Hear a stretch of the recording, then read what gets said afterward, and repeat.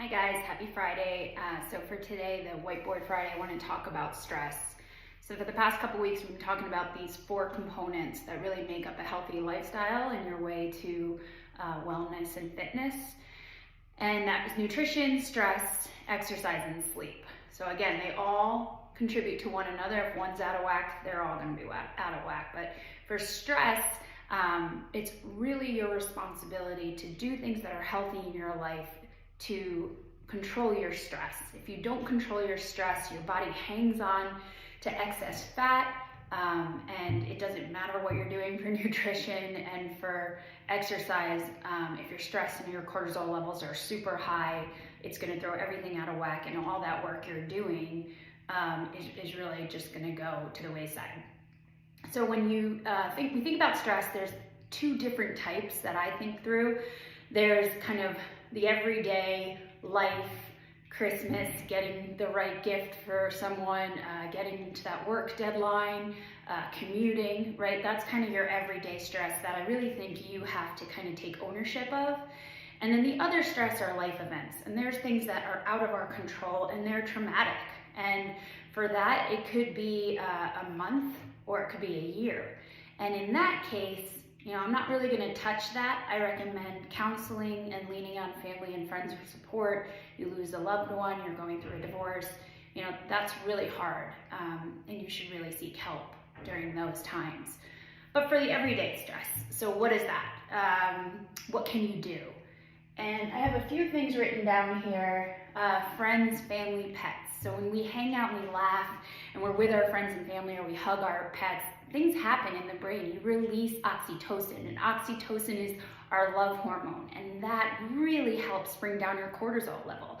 So go out with those friends, laugh, be silly, hang out with your kids, play with your kids, hug your dog. So think about things like that. For other things that are really important, praying, meditation, whatever you do, just to calm your mind and really visualize a calmer place to really help combat that stress at that moment.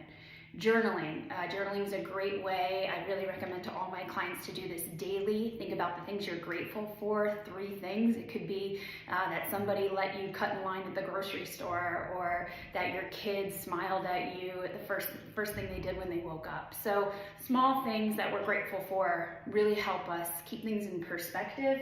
Journaling, you can also do things like visualizing your goals, writing them down, tactics to get there. So that helps provide structure to your life and a kind of a way to get out of whatever stressful situation you might be in.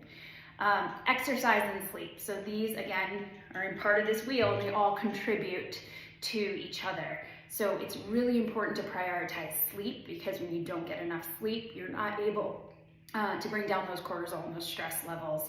And exercise releases dopamine and gives you feelings of kind of reward and accomplishment, and that too really helps bring down your cortisol levels, and ultimately you're kind of helping the other by doing exercise and getting proper sleep. So for nutrition, I have an asterisk there, because nutrition, if you are going to embark on kind of changing your diet, intermittent fasting, restricting calories, it's really important to have stress under control. If you don't have it under control, your body's just holding on to everything, and the nutrition or this new nutrition program that you're doing isn't going to work. So just make sure that you take a mental note of where you are in your journey through nutrition. Of course, always incorporate quality foods, but don't do anything too drastic until you can get your stress under control.